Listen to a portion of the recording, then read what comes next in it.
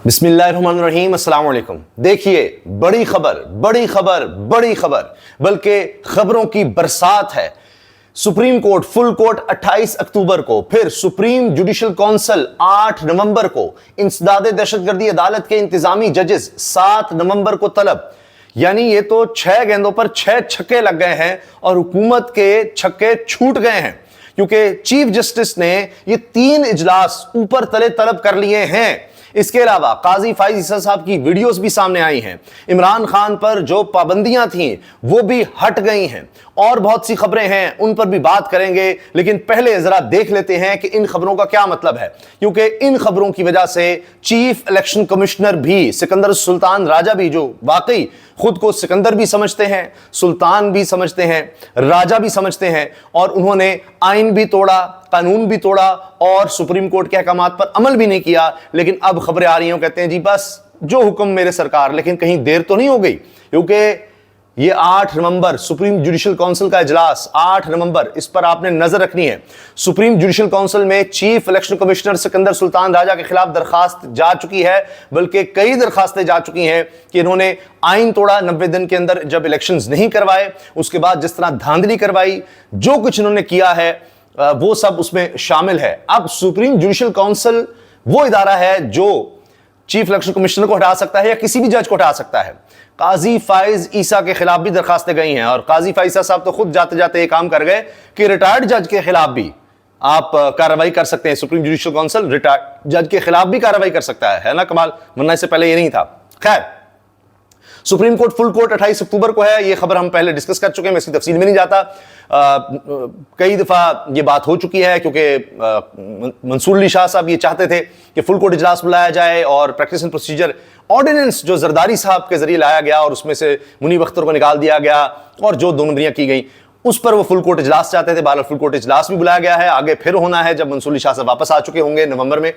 तो ये 28 अक्टूबर को वो इजलास हो गया। सुप्रीम जुडिशल काउंसिल 8 नवंबर को, जिसके बारे में बात आ रही है कि क्या Sikandar Sultan Raja chief election commissioner का मामला भी सुप्रीम जुडिशल काउंसिल में देखा जाने वाला है। खतरे की तलवार लटक रही है। इंसदादे दहशतगर्दी अदालत के इंतजामी जजेस 7 नवंबर को तलब। अब इंसदादे दहशतगर्दी की अदालतों में इस वक्त सबसे ज्यादा केसेस तहरीक इंसाफ के खिलाफ चल रहे हैं, चाहे वो डॉक्टर यास्मीन राशिद साहिबा हों, दीगर रहनुमा हों। और यह भी हो चुका है कि इंसदादे दहशतगर्दी अदालत के बाहर फायरिंग हो चुकी है, वो जज का मीटर तोड़ा गया, हिरासा किया गया उस पर। उस वक्त के chief justice Lahore high court, उन्होंने कहा कि 6 जजेस ने जो खत लिखा है उसके साथ इस मामले को देखा जाए, यह भी मुदाखलत है। तो इन अदालत की कार्रवाई का भी उस वक्त आगाज किया गया। लेकिन फिर क्या हुआ, काजी फाइसा साहब ने उसी chief justice Lahore high court को, शहजाद मलिक साहब को सुप्रीम कोर्ट बुला लिया, क्योंकि नून लीग मरीम नवाज साहिबा उनसे बहुत ज्यादा तंग थी। वो ट्रिब्यूनल्स भी बना रहे थे और उनमें आजाद ख्याल जजेस को, आइन के साथ बाकिरदार जजेस को, बाज़मीर जजेस को, आइन के साथ खड़े वाले जजेस को वो ट्रिब्यूनल्स में लगा रहे थे। फिर इलेक्शन कमीशन की काजी फाइसा साहब ने पंचायत लगाई और कहा जी इलेक्शन कमीशन की मर्जी चलेगी, अपनी मर्जी के जिन पर इल्जाम है इलेक्शन कमीशन पर, वो अपनी मर्जी के ही जजेस लगा दे। ये सब कुछ उन्होंने किया। तो ये 3 इजलास हैं, इन तीनों पर आपने नजर रखनी है। खबरें क्या आ रही हैं? Chief election commissioner Sikandar Sultan Raja के खिलाफ मुतअद्दिद शिकायत इस वक्त सुप्रीम जुडिशल काउंसिल में जेर इल्तिवा हैं। क्या 8 नवंबर को होने वाले इजलास में इन शिकायत पर कार्रवाई का आगाज हो सकता है? बड़ा सवाल है। इसके अलावा जनाब ये देखिए, अब मुझे इलेक्शन कमीशन से जराए ने बताया है कि मखसूस नशिस्तें पाकिस्तान तहरीक इंसाफ को देने का फैसला कर लिया गया है। नोटिफिकेशन किसी भी वक्त जारी हो जाएगा, सीनियर सहाफी खालिद जमील साहब ने इंकशाफ किया है। लेकिन बात यह है कि ये अब ख्याल आ रहा है, जब जो मैंने पीछे आपको दिखाया कि इजलास भी बुला लिया गया है सुप्रीम जुडिशल काउंसिल का, और अब इलेक्शन कमीशन के जराए कह रहे हैं जी हम तो मखसूस नशिस्तें तहरीक इंसाफ को दे रहे हैं। अब कहां गई वजाहतें? ये असर होता है जनाब जब निजाम की गारंटी देने वाला वो जब फारिग होता है, और वो किस तरह फारिग हुआ है वो मैं वीडियो आपको दिखाता हूं, क्योंकि खबर ही आई एक्सप्रेस में लगी हुई है। साबिक चीफ जस्टिस काजी फाइज साहब बैरून मुल्क रवाना हो गए हैं।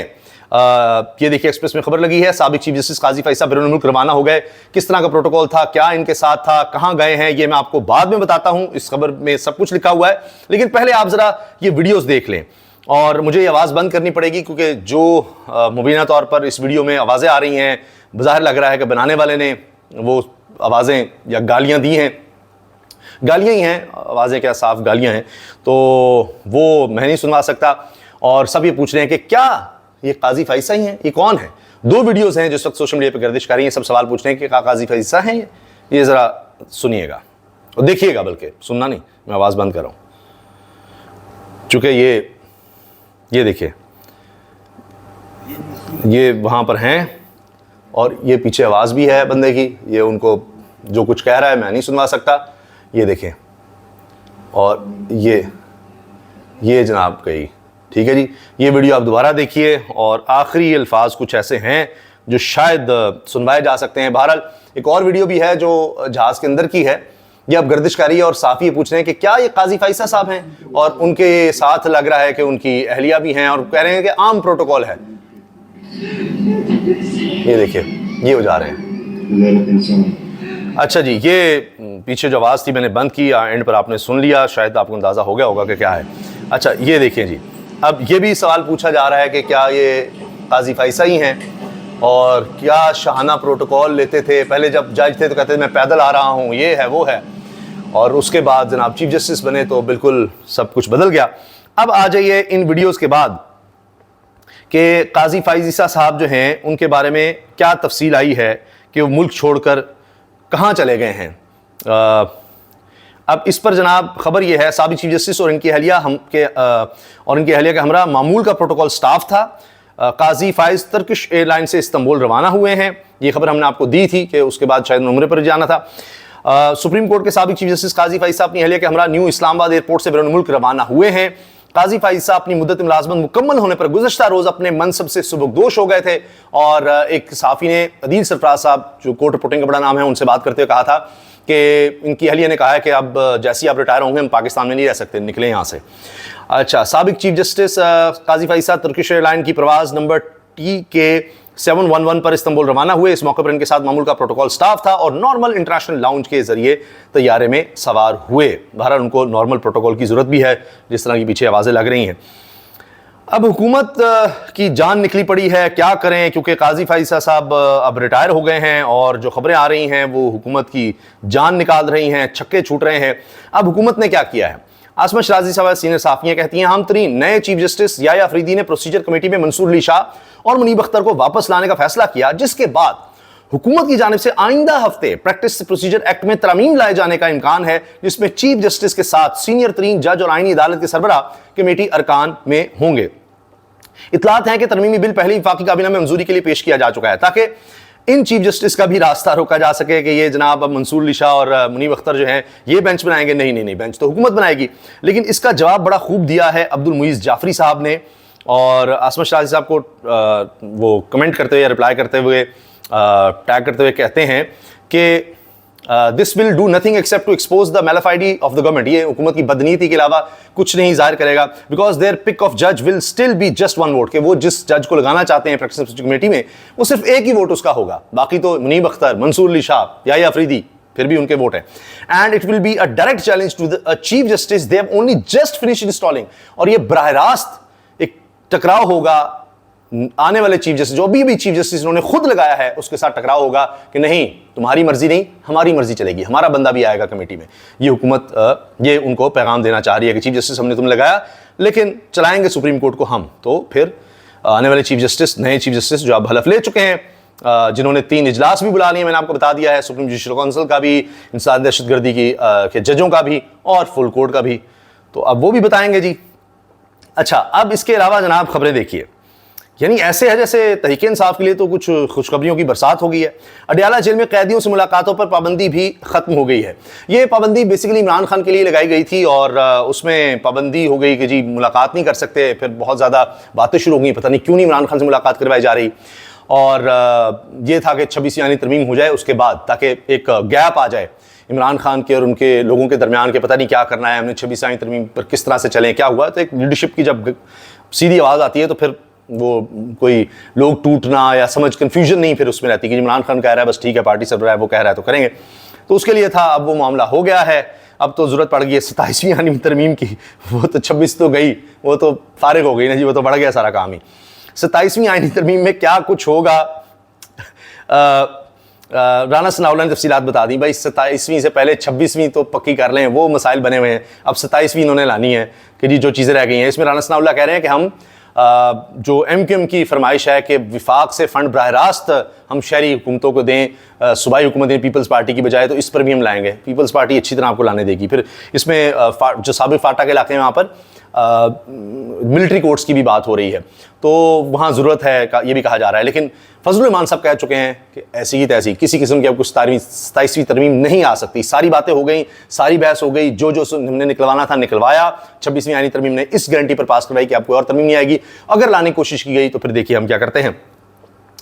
पीटीआई के लोगों को खुशखबरी है जी, पीटीआई MNA अरशद शाही की कामयाबी का कदम करार देने की दरखास्त ही मुस्तरद हो गई है, क्योंकि काजी फैसल साहब चले गए हैं। वो दौर चले गए कि रिकाउंटिंग में जनाब तरीके इंसाफ की जीती हुई सीटें वो नून लीग को दी जा रही हैं। रिकाउंटिंग करो नून लीग को दो, रिकाउंटिंग करो नून लीग कर लो, और वोट रिजेक्ट करो हजारों में, और वो सारे तरीके इंसाफ के 90% रिजेक्ट हो रहे हैं, और रिजेक्ट होकर जनाब वो नून लीग की तादाद बढ़ रही है, उनको वो सीटें मिल रही हैं। वो दौर गया। पीटीआई MNA अरशद शाही की कामयाबी का कदम करार देने की दरखास्त थी, मुस्तरद कर दी है इलेक्शन ट्रिब्यूनल ने, हाई कोर्ट के, लाहौर हाई कोर्ट के। इसके अलावा जनाब मियाँ साहब अपने एम्पायर के बगैर एक दिन भी पाकिस्तान में रहने का रिस्क नहीं लेते, और वो चले गए मुल्क से मियाँ साहब। अब उनके पीछे पीछे वो काजी फैसल साहब भी चले गए हैं, हत्ता के नवाज शरीफ के बाद हमजा शहबाज भी बैरून मुल्क रवाना हो गए हैं। कोई नहीं रुक रहा, सब जा रहे हैं।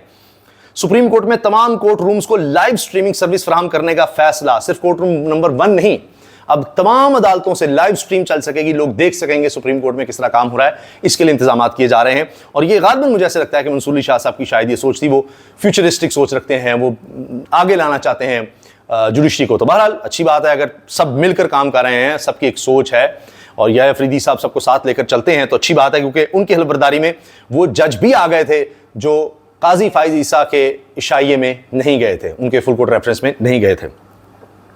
अच्छा जी, इसके अलावा अब हुकूमत को लेने के देने पड़े हुए परेशानी है। अच्छा, एक थिंक टैंक है इस्लामाबाद में, उसने US लॉबिस्ट को हायर किया है $1.5 मिलियन सालाना पर। ये तकरीबन कोई 3 करोड़ 3.5 करोड़ रुपया माहाना बनता है, और 42 करोड़ रुपया सालाना। ये एक थिंक टैंक है जो ये दे रहा है। डॉन की खबर है, डॉन का ये कहना है कि ये इमरान खान के बारे में जैसे ही अमेरिका के सेनेटर्स ने खत लिखा है कि जी इमरान खान को रिहा होना चाहिए, उसकी जान को खतरा है, ये सब, उसके बाद अब ये लॉबिस्ट फर्म को भी हायर कर लिया गया अमेरिका में, और 42 करोड़ रुपया सालाना कौन दे सकता है? कौन है ये थिंक टैंक इस्लामाबाद का? ये काफ़ी अरसे से काम कर रहे हैं, और इसमें जो डॉन की खबर है इसमें बताया भी गया है कि ये है जी जिसने हायर किया है, ये इस्लामाबाद पॉलिसी रिसर्च इंस्टीट्यूट है, थिंक टैंक, जिसने अमेरिका की फर्म को हायर किया है, लॉबिंग फर्म को, और ये इसके जनाब प्रेसिडेंट हैं इस वक्त रिटायर्ड मेजर जनरल रज़ा मोहम्मद, वो इस वक्त इस थिंक टैंक के प्रेसिडेंट हैं।